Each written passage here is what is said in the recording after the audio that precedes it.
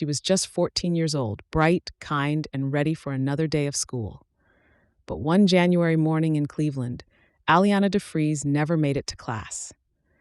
By the time her parents realized something was wrong, it was already too late. It was the morning of January 26, 2017.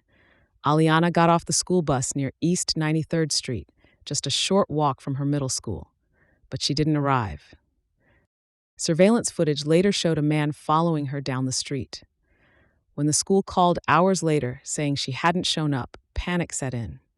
For 2 agonizing days, her family and volunteers searched the city until police discovered her body in an abandoned house. Aliana had been abducted, tortured, and murdered by Christopher Whitaker, a 45-year-old with a long criminal record. The brutality stunned detectives. He had used hardware tools during the attack, leaving behind undeniable evidence. DNA recovered from Aliana's body matched Whitaker's profile.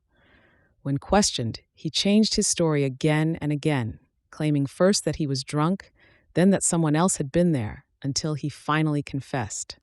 Aliana was more than a victim. She was a light in every room, a budding poet, singer, and joy-bringer. Whitaker, by contrast, was drifting, addicted, unemployed, and living on the edge of society. In 2018, Whitaker was convicted and sentenced to death. Their paths should never have crossed, but that morning, they did.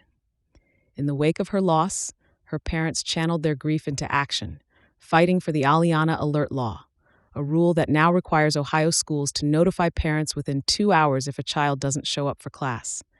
Aliana's death broke a city's heart, but her legacy continues to protect others.